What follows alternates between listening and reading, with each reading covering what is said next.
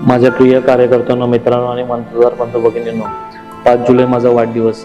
गेल्या काही दिवसापासून तुम्हा सर्वांचे फोन, संदेश आणि भेटी सुरू आहेत. यंदाचा वाढदिवस आपण दादा मोठ्या उत्साहात साजरा करायचा, अशी प्रत्येकाची मनापासून इच्छा आहे. तुमच्या या प्रेमापुढे मी कायम ऋणी आहे.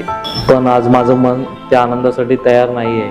ज्या पक्षाने मला नगरसेवक होण्याची संधी दिली, ज्या नेतृत्वामुळे माझ्यासारख्या सर्वसामान्य कार्यकर्त्याचं राजकारणात काम करण्याची ताकद मिळाली, ज्या अजितदादांनी आपल्या चिपळूणच्या विकासासाठी निधी देत अनेक कामांना गती दिली, त्या आपल्या लाडक्या अजितदादांची जाणीव प्रत्येक क्षणी भासत आहे.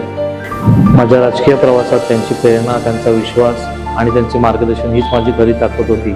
आज ते आपल्यात सोबत नसले तरी त्यांचे विचार आणि विकासाची शिकवण कायम आपल्या सोबत आहे. म्हणूनच मी ठरवलं आहे, या वर्षीचा माझा वाढदिवस कोणत्याही प्रकारे साजरा करायचा नाही.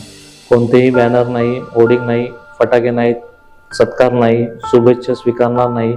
हा दिवस मी माझ्या आदर्श नेत्याला श्रद्धांजली अर्पण करण्याचा दिवस म्हणून पाळणार आहे. 5 जुलैच्या पूर्वसंध्येला माझे मार्गदर्शक व आपल्या सर्वांचे लोकप्रिय आमदार शेखर निकम साहेब यांचा आशीर्वाद घेऊन मी बारामती येथे जाऊन दादांच्या स्मृतीस्थळी नतमस्तक होणार आहे. त्यांच्या आशीर्वादाने पुन्हा नव्या जोमाने तुमच्या सेवेसाठी स्वतःला वाहून घेईन. तुम्ही दिलेल्या प्रत्येक मताचं ऋण मी विकास कामांना फेडत राहीन. तुमचं प्रेम, तुमचा विश्वास आणि तुमचा आशीर्वाद हेच माझं सर्वात मोठं बळ आहे. यंदाचा वाढदिवस साजरा न करता आपल्या प्रिय अजितदादांना शांतपणे मनापासून श्रद्धांजली अर्पण करूया.